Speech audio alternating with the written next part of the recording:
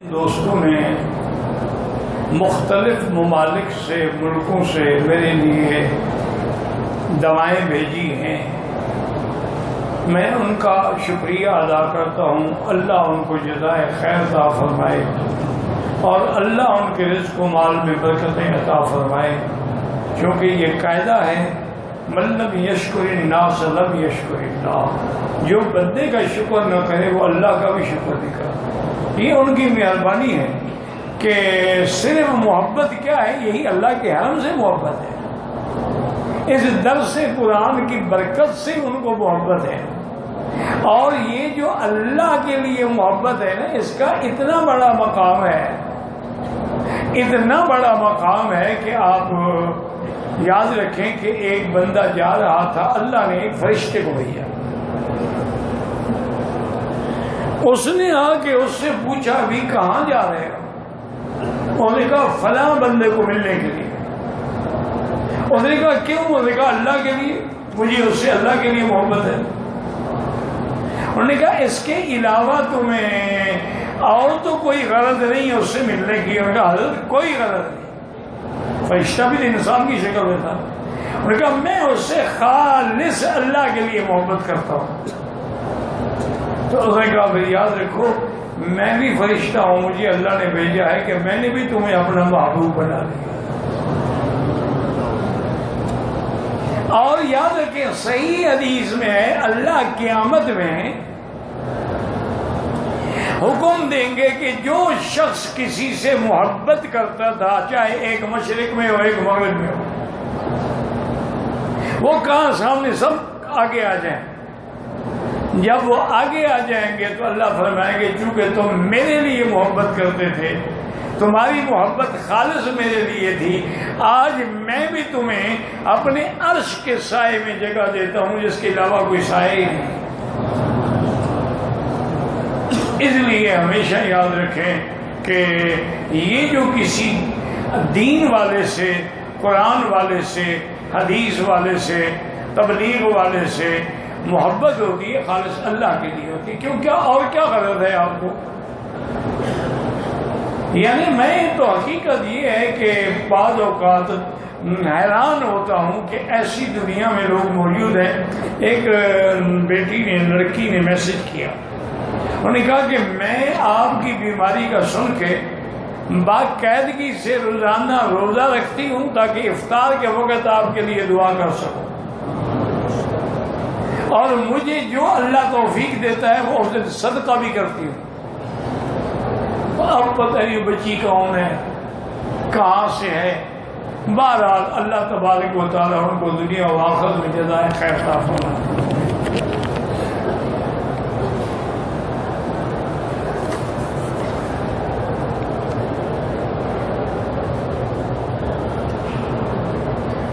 اگر والدین ایسا کہہ دیں کہ میرے فلانے بیٹا کی شادی تیری سے ہوگی تو اسے نکاح کہہ سکتے ہیں؟ نہیں، ایسی باتوں میں یہ نکاح نہیں ہوتا.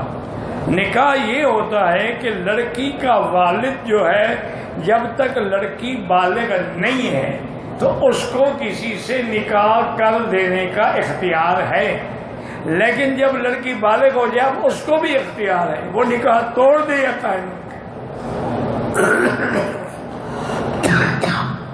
یہ نہیں، یہ تو ایسے باتیں دیہاتوں میں ہوتی رہتی ہیں. اچھا تیری بیٹی ہوگی تو میں اپنے بیٹے کے لیے لوں گا. اچھا اس نے کہا ٹھیک ہے تیری بیٹی ہوگی جناب ہم سب سے پہلے اس کو کپڑے پہنائیں گے.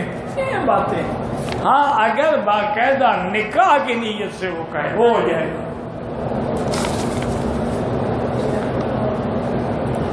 تفسیر معارف القرآن جو ہے وہ دو ہیں، یاد رکھو. ایک تو لکھی ہے حضرت مولانا محمد ادریس کامدہلوی رحمۃ اللہ علیہ نے، اس کا نام بھی معارف القرآن. اور ایک لکھی ہے حضرت مفتی محمد شفیع صاحب رحمۃ اللہ علیہ نے، اس کا نام بھی معارف القرآن. تو بہرحال اردو کی تفسیروں میں یہ بڑی جامع اور آسان اور الحمدللہ سلف کے طریقہ کار کے مطابق ہیں. ورنہ اردو کی اور بھی کئی تفسیریں ہیں، لیکن اس میں کچھ مسائل میں انہوں نے اختلاف کیا ہے، یعنی پٹری سے ہٹ گئے۔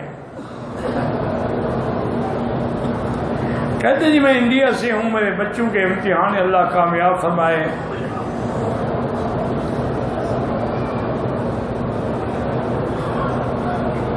ایک آدمی جاوید پتہ نہیں بیمار ہے، اللہ شفا عطا فرمائے۔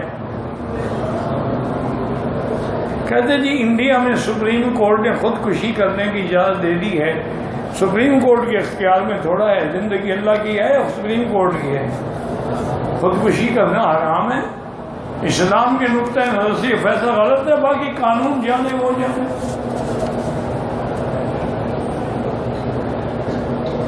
اگر احرام کے بعد، عمرہ کے بعد آدمی احرام سے نکلنے کے لیے اپنے سر پہ خود بھی سیفٹی سے حل کر سکتا ہے۔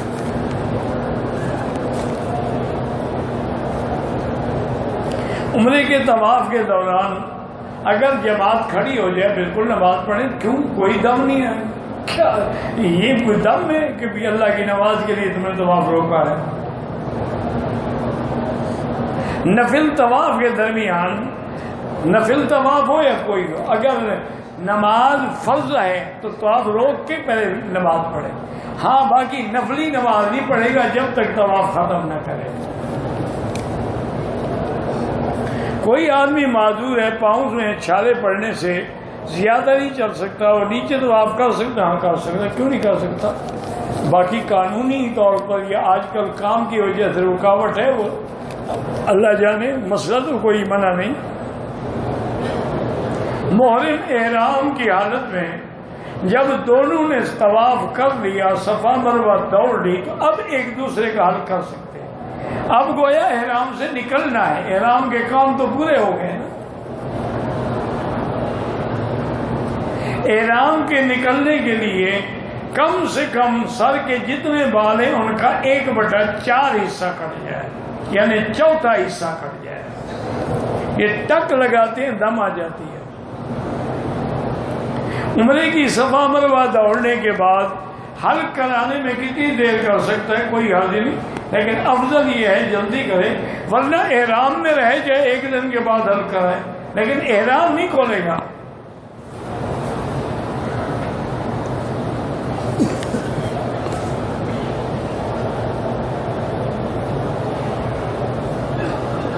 احرام کے بعد ہم نے حلق بھی کرا لیا تو اب غسل کرنا کوئی ضروری نہیں، احرام کو دھونا کوئی ضروری نہیں۔ کیوں ان کے عقل میں آتا ہے کہ ایک عمرے کے بعد احرام دھویا جائے؟ یعنی تم نے گناہ کیا ہے، احرام پلید ہو گیا۔ عجیب آدمی ہے، پتہ نہیں کہاں سے ان مسئلے گاڑ رکھے ہیں۔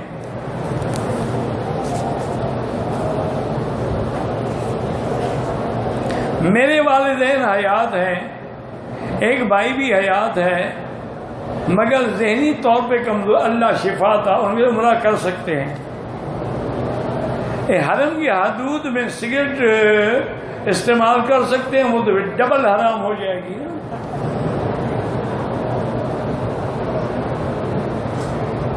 ہمارا ہوٹل حرم کے قریب ہے، وہاں بھی نماز میں 1 کا لاکھ ملے گا، لیکن جب جماعت چھوڑ کے ہوٹل میں بیٹھے رہو گے تو نماز ہی نہیں ہوگی۔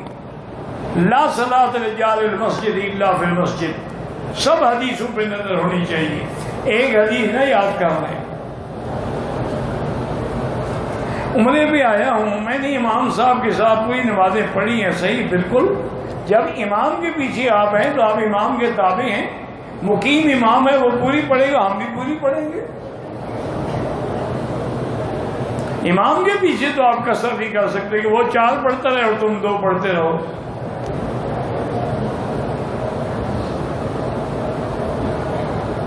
کہتے ہیں جی کہ الحمد شریف جو ہے امام کے ساتھ پڑھنی چاہیے، امام کے ساتھ نہیں پڑھنی چاہیے، خاموش رہنا چاہیے۔ اگر جب وہ الحمد ختم کرتے تو انہیں صرف آمین کہنا ہے۔ اذا قال غیر المغضوب علیہم ولا الضالین فقولوا آمین۔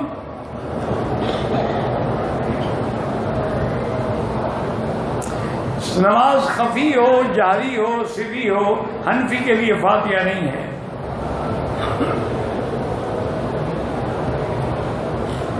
صبح کی نماز کے بعد میں نے اس کو نفل پڑھنے سے منع کیا، انہوں نے کہا حرم میں جائز ہے، غلط بات ہے، حرم میں بھی منع ہے۔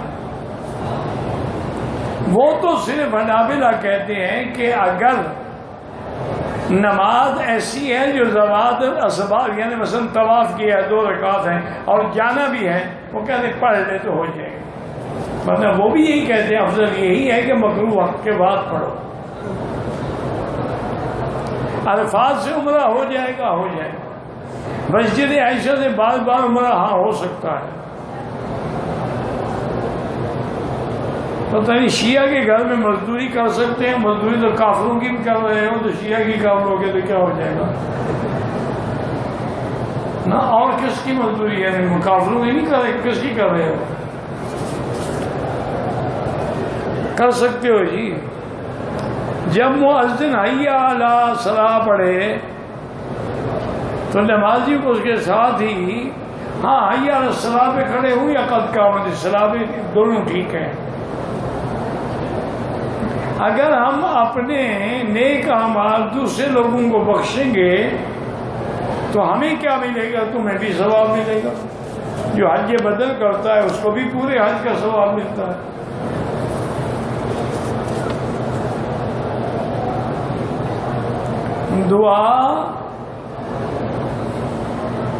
دعائے ابو درداء کے نام سے، ہاں ابو درداء صحابی ہیں نا۔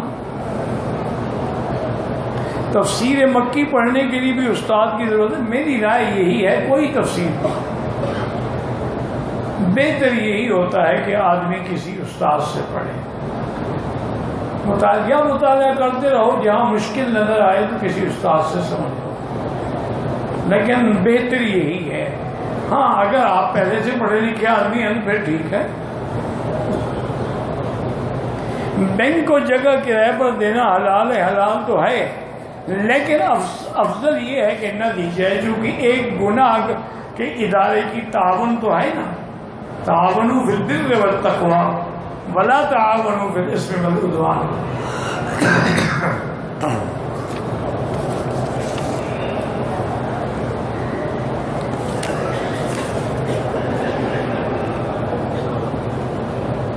کوئی مسلمان بندہ عیسائی بندے سے کاروباری لین دین کر سکتا ہے؟ ہاں کر سکتا ہے۔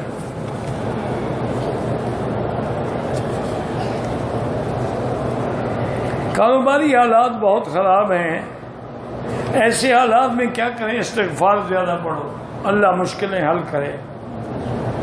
استخارے کا آسان طریقہ وہی ہے، 2 رکعت پڑھ کے دعا استخارہ پڑھو، اس سے آسان اور کیا ہے؟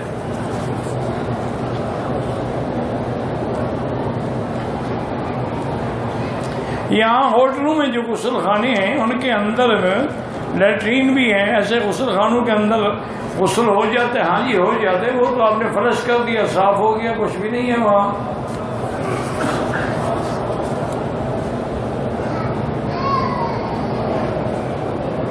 کہتے جی مردوں اور عورتوں کا ٹی وی پہ ڈرامے دیکھنا ناجائز ہے۔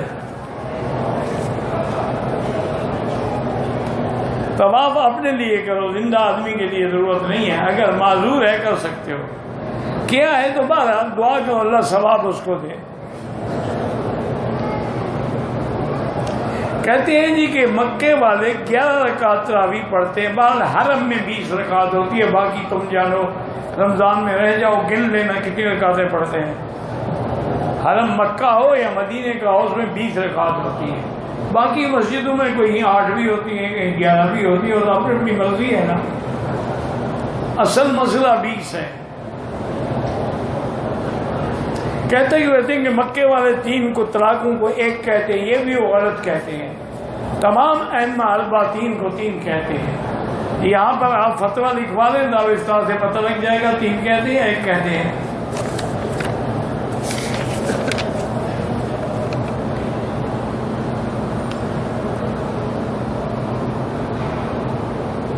مقتدی کو امام کے پیچھے امام کی آواز کا تابع ہوگا۔ امام سجدے میں جاتا ہے وہ اللہ اکبر کہے گا تو ہم سجدے میں بھی جائیں گے۔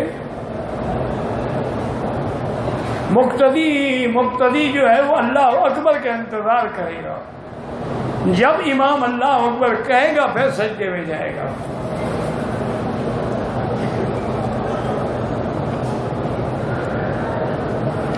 مقیم امام کے پیچھے مسافر آدمی 2 رکعت میں ملے تو کیا 4 رکعت مکمل کرے؟ اب تو اس کے تابع ہو گیا امام کے.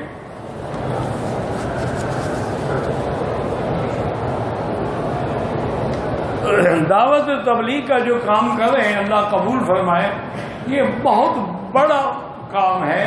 اصل دین کا نام ہی تبلیغ ہے کہ بلغ ما انزل الیک من ربک. کہتے ہیں جی تبلیغی جماعت والے سال کے لیے گھر چھوڑ کے چلے جاتے ہیں، ان کا نکاح رہ جاتا ہے. یہ جو 2 سال کے اقامے پر پرمٹ پہ آئے ہیں کام کر، ان کا نکاح ہے. اگر ان 2 سال والوں کا پکا ہے تو ان کا بھی پکا ہے. نکاح کوئی ایسی کچی چیز ہے کہ 2 سال یا سال میں ٹوٹ جاتا ہے. ہمارے گاؤں میں 12 سال سے جمعہ ہو رہا ہے. بہرحال جہاں ہو رہا ہے کوئی شرارت نہ کرو، پڑھنے دو ان کو، جھگڑے نہ کرو. اب جھگڑے کا زمانہ نہیں ہے. عمرے کے بعد اپنا حل خود کر سکتے ہیں. ہمارے ہاں جو فوتیدی کے بعد کل خانی 10ویں 40ویں یہ سب بدعت ہیں. اسٹیٹ لائف کی پالیسی لینا چاہتا ہوں بالکل نہ لیں. انشورنس مجبوری میں لی جائے تو جائے، ورنہ جائز نہیں ہے. یہ تو جوا ہے.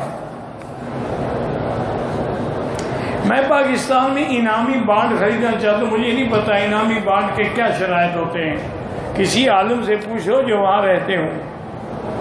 ہماری والدہ فوت ہو گئی ہے، ان کی نمازوں کا ہم کفارہ دینا چاہتے ہیں. ہر نماز کے تقریباً 2 سیر گندم. ہم چاول کا کام کرتے ہیں، چاول ہوٹل سٹور پر دیتے ہیں. وہاں کے ملازم یا مینیجر چاول خریدنے کے لیے پیسے مانگتے ہیں.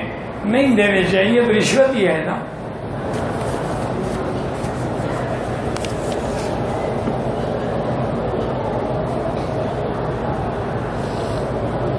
حرم میں تصویریں کھینچنا ناجائز ہے.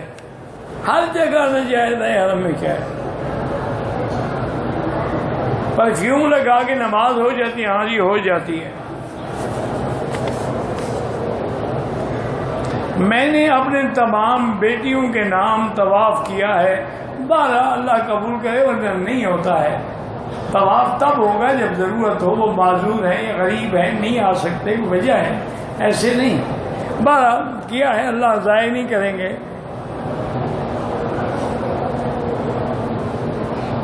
کہتے جو پاکستان میں مزدوری کرتے ہیں، یہاں عمرے پہ آتے ہیں، لوگ کھانا دے رہے ہیں، وہ کھا سکتے ہیں.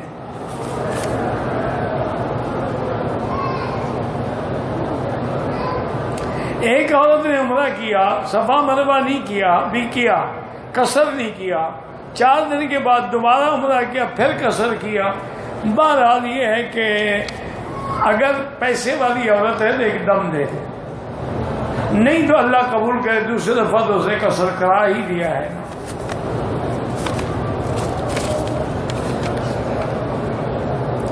ایام حیض کی حالت میں عمرے کا احرام باندھا، مکے میں آ کر 8ویں دن محسوس ہوا، پاک ہو گئے، غسل کیا، عمرہ کیا، بال بھی کٹوا دیے. بعد میں اس کو معلوم ہوا کہ ابھی میں پاک نہیں ہوئی.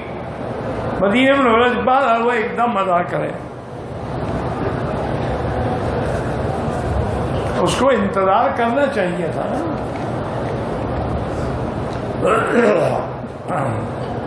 ہمارے رشتہ دار مزاروں پہ جاتے ہیں اور نظر نیاز کل، یہ سب چیزیں شریعت کے خلاف ہیں. ان کو محبت سے سمجھاؤ. نظر نیاز اللہ کی ہوتی ہے. آب زمزم بھی بیٹھ کے پئیں، کھڑے ہو کے پئیں تو گناہ نہیں ہوگا.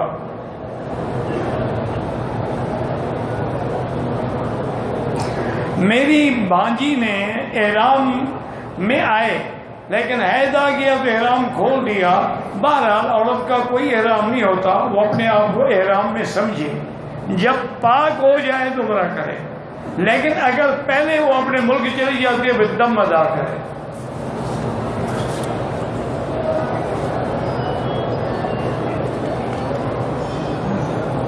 اگر حرم شریف میں کوئی ہم کو مارے تو صبر کرو، اگر قاتلانہ حملہ کرے تو یہاں کی پولیس کو مطلع کرو۔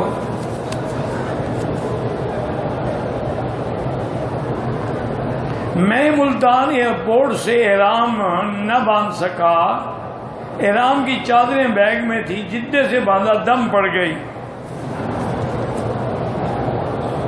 کوئی چادریں ہونا ضروری نہیں ہوتا، تم جہاز میں بیٹھے بیٹھے قمیص اتار لیتے، بنین اتار لیتے، شلوار میں بیٹھے رہتے، لبیک اللہم لبیک لبیک مدن پڑھ لیتے، جدے آگے چادر باندھ لیتے۔ مسئلہ بھی تو غلطی کرنے کے بعد پوچھتے ہو نا۔ فرض نماز میں امام کی صرف 100 دفعہ ہو چکا ہے، طواف معذور ہے یا فوت ہو گیا ہے، جنازے میں دوسری تکبیر پہ آئیں تو بعد میں جب امام سلام پھیرے جلدی سے اللہ اکبر السلام علیکم۔ جہاز میں بھی نماز ہاں ہو جاتی ہے۔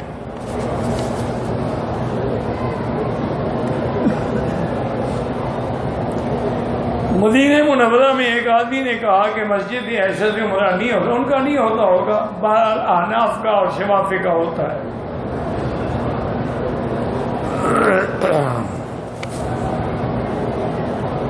حرم میں نماز، جنازے کی نماز میں میت امام کے سامنے نہیں ہوتا ہے۔ کیوں امام کے سامنے نہیں ہوتا؟ جب جنازہ پڑھتے ہیں میت ان کے سامنے ہوتا ہے۔ کیسے کہا ہے؟ احرام باندھ کے طواف کے لیے جانا یہ دھوکہ ہے۔ عمرے کے لیے طائف کے کسی مقام سے احرام باندھ سکتے ہیں، طائف شاد سے بھی باندھ سکتے ہیں، رستے میں میقات بھی بنا ہوا ہے وہاں سے بھی باندھ سکتے ہیں۔ عمرے میں قصر کے بعد احرام کی حالت میں بوسہ دیا، کعبہ شریف کوئی حرج نہیں، لیکن بوسہ دیا طواف میں جاتا ہے۔ جب عمرہ ہی ختم ہو گیا تو پھر بوسہ کس بات کا؟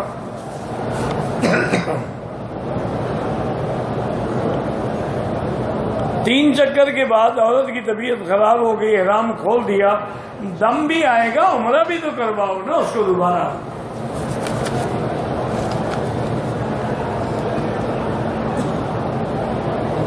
میری بہن نے 2 طواف اکٹھے کیے، کوئی حرج نہیں۔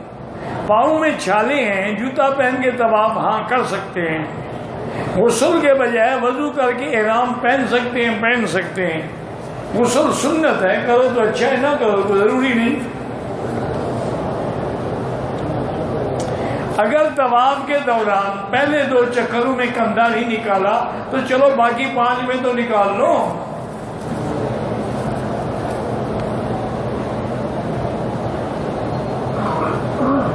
اگر عمرے کی نیت کرنے کے بعد طواف کیا، صفا نہیں دوڑا تو دم کا معنی ایک بکری ہوتی ہے، اور کیا ہے؟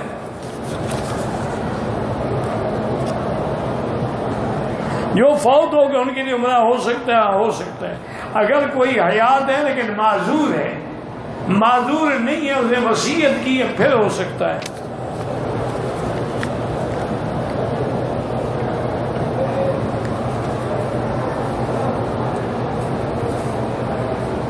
اگر کسی نے عمرہ مکمل کر لیا، حلق نہیں کرایا، اسی احرام میں آگے دوبارہ طواف کر لیا، ہو جائے گا لیکن نہیں کرنا چاہیے۔ پہلے عمرہ مکمل کرو، طواف کر لیا، صفا کر لیا، حلق کرو، احرام کھول دو۔ عصر کے بعد جو واجب الطواف ہے، افضل یہ ہے کہ مغرب کے بعد پڑھیں۔ اگر میقات پہ آئیں اور عصر کے بعد کا وقت ہو تو نماز نہ پڑھیں، نیت کر دیں۔ کشمیر میں ظلم ہو رہا ہے، روزانہ دعائیں مانگتے ہیں، اللہ فریادیں سنے، اللہ ان کے جان مال کی حفاظت کرے۔ بیت اللہ کے سامنے بیٹھ کے کون سا ذکر کریں؟ افضل ذکر جو ہے لا الہ الا اللہ محمد الرسول اللہ، یا پھر درود شریف پڑھیں یا قرآن کی تلاوت کریں۔ حج اور عمرہ کرنے والوں کو سر مڈانے کی کیا حکمت ہے؟ اللہ کا حکم ہے کہ محلقین رؤوسکم ومقصرین، اور دوسرا معنی یہ ہوتا ہے کہ یا اللہ ہم نے اپنا جب سر جھکا دیا، جب سر منڈا دیا، اب ہم تیرے دروازے پہ آ گئے، اب تو اپنی رحمت نازل فرما۔ جاری اور سری نمازوں میں حکمتیں یہ ہیں تاکہ اگر صرف جاری ہوتی تو لوگ کہتے ہیں کہ زور سے پڑھو تو اللہ سنتا ہے، ایسا نہیں سنتا، یا صرف سری ہوتی تو لوگ کہتے ہیں کہ زور سے قرآن پڑھنا بھی منع ہے۔ اللہ نے دونوں طریقے رکھے ہیں کہ یعلم الجہر وما اخفی، جو جہر ہیں یا چھپی ہے سب جانتے ہیں۔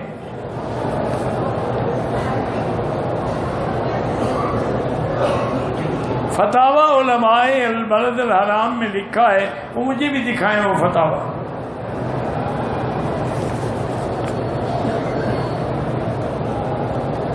اگر استلام کرتے ہوئے عورت کے چہرے پر کپڑا لگ جائے کوئی کچھ نہیں ہوتا، وہ فتاوی لے آنا ذرا مجھے دکھانا ضرور۔ اگر عصر کی نماز کے بعد عمرے کی نیت کی، عمرے کے نفل ادا کی نہیں کرنے چاہیے، نفل ادا کر لی اللہ معاف کرے۔ طواف مکروہ وقت میں مقام ابراہیم پر بعد میں 2 رکعت پڑھیں۔ بہرحال جس طرف بھی امام کھڑے ہوتے ہیں اس طرف آپ آگے نہ ہوں، باقی ہر طرف آگے جائز ہے۔ مسجد الحرام میں نماز کا 1 لاکھ ہے، انشاءاللہ ہر نیکی پر اللہ 1 لاکھ دیں گے۔ اگر کہتی ہیں کہ جی ہمارے سلام عرض کر دیں تو آپ بالکل کریں مدینہ پاک میں۔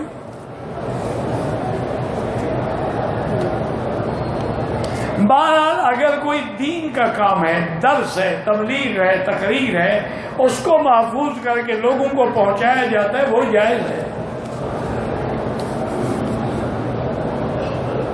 میری والدہ فوت ہو گئی ہے، پہلا عمرہ ہم نے اپنے لیے کیا ہے، مدینے سے والدہ کے لیے کریں، بالکل کریں۔ دم ادا کرنے کی صحیح طریقہ یہی ہے، منڈی میں چلے جائیں، ایک بکری خرید کر کے ذبح کر کے غریبوں میں تقسیم کر دیں۔ عمرے طواف کی حالت میں عورت کا چہرہ کھلا ہو لیکن آگے کپڑا لٹکا ہوا ہو۔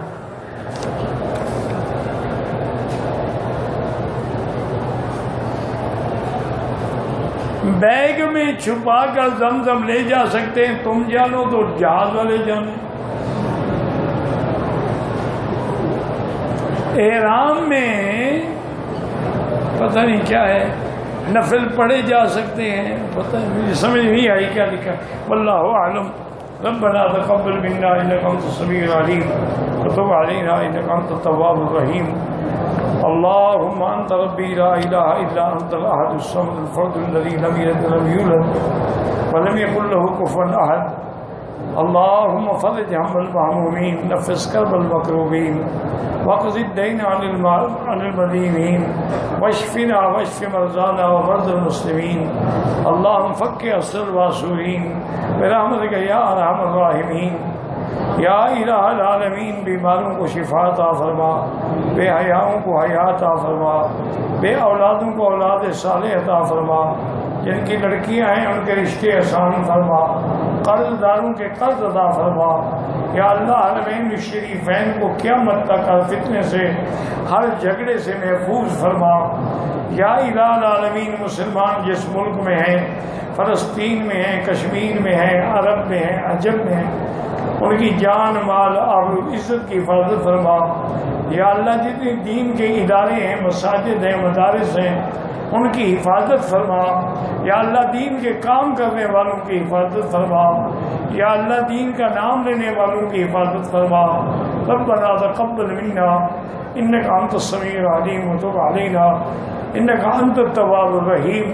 وصلی اللہ تعالی علی خیر خلقہ سیدنا محمد وعلی آلہ وصحبہ اجمعین۔ اللہم صلی علی سیدنا